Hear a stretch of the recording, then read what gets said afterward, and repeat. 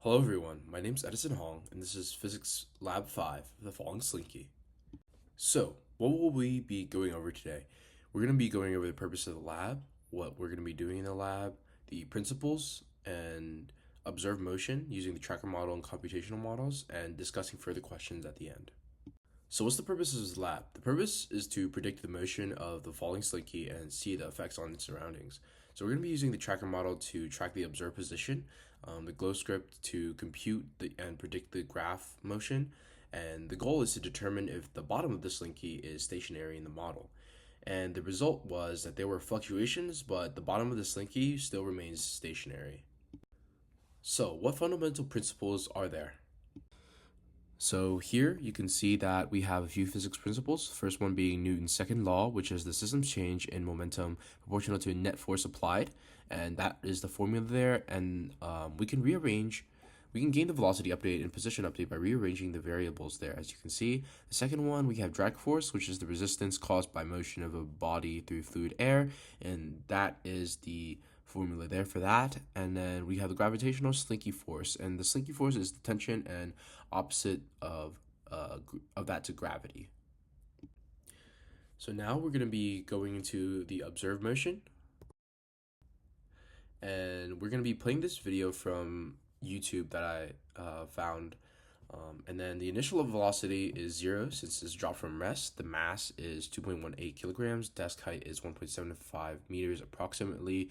Initial position is 0, negative 1.878 meters. And yeah. So most of these initial conditions were already gained from the tracker analysis, like the spring mass, initial position, initial velocity, and the drag proportionality constant. And the drag force was generated through trial and error, as you can see there, with our glow script model. Now we're going to be going into our first while loop. So this is where the bottom of the slinky remains stationary, and during this time frame we want to understand what is going on at the bottom of the slinky. We want to analyze the motion, so use the velocity update and the position update formula. And in order to use this, we need to know what is going on in the net force, since the bottom of the slinky is stationary. So the net force should be 0. And our system is a slinky, and the surroundings is everything else, like the Earth, and the Earth is going to be adding a downward force on the slinky, but the slinky, since it's stationary, should have an equal but opposite force going upwards, which is the tension force. And as you can see there, I inputted those in for the first while loop. So now, during the first while loop, the slinky remained constant since the net force was always 0 during that time frame. Now, in the second loop, the slinky starts falling down and the top reaches the bottom, and now starting to fall where it won't be stationary anymore.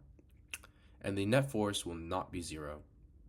And the force of gravity will be acting downwards, but now there is drag force, which is proportional to the velocity of the slinky squared.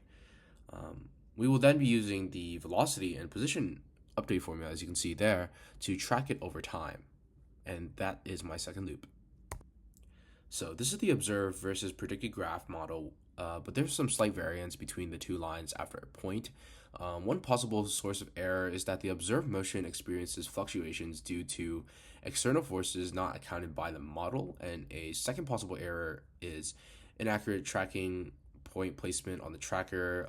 I could be clicking different frames at once, and it's just human error.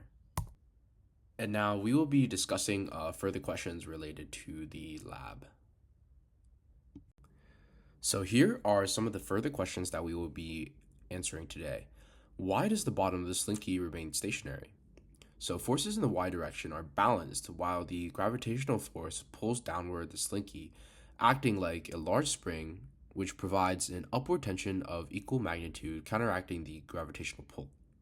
So what if we put a large weight at the bottom, like a ball for instance?